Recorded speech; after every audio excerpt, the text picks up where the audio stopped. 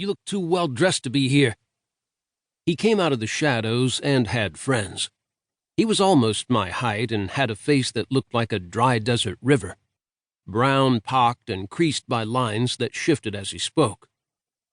"Well, here I am," I said, handing him a dime and showing him the photo. He kept staring at me, and I noticed what looked like silver rings on every finger of his right hand. But I knew better and unbuttoned my coat. "Who dares not stir by day must walk by night." This came from a rail of a man at his right. He held out his arms as if to fly, then bowed. A thespian. I ignored him and focused on the big man. His eyes were as barren as an abandoned house. I nodded toward the photograph. "Have you seen this fellow here?"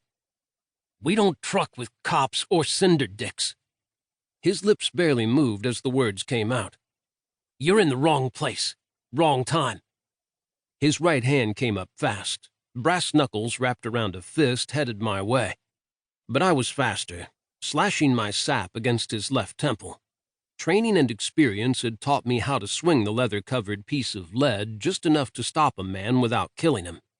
It was all in the wrist. I was in no mood to have my jaw rearranged or my brain scrambled. Experience had also made me especially wary of brass knucks. Some of my former colleagues would have shot him for merely possessing them. His eyes rolled back and he dropped straight down as if a trapdoor had suddenly opened beneath him. The others backed up. I assessed them for a few seconds, the black come-along still dangling from my hand. "I'm not a cop or a railroad bull. This face, you seen him?" I showed the pic again, and this time the men studied it. "No need to get sore," the thespian offered. "He's about 50 yards that way, beyond the oaky truck with the piano in the bed. Give him a bottle and he'll tell you his life story. Claims he was a businessman, if you can believe that."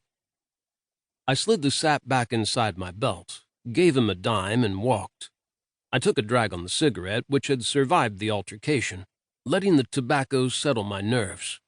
Sure enough, a Model T truck with wooden slats and an antique upright piano was parked beside a campfire.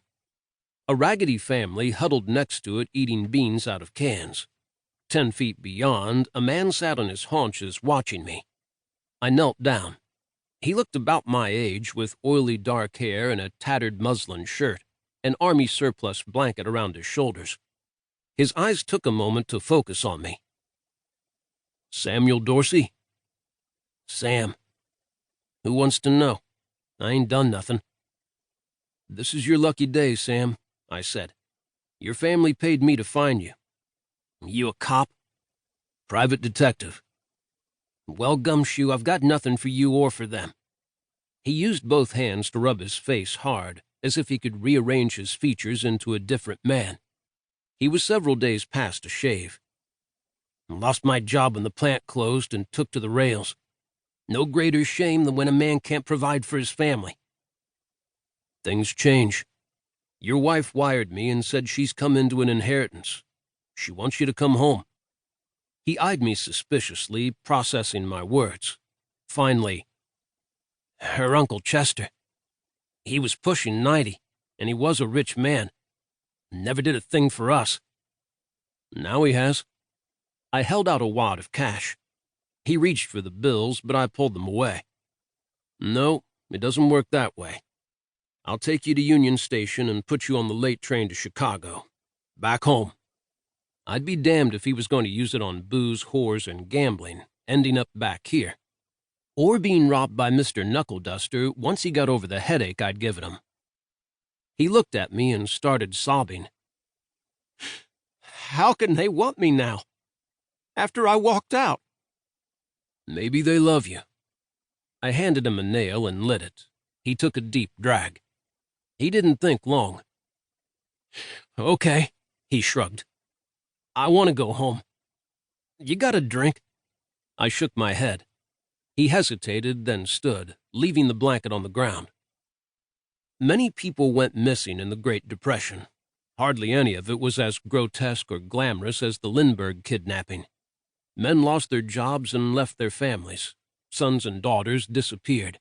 Bonus marchers were scattered and lost. Looking for them was a big part of my business.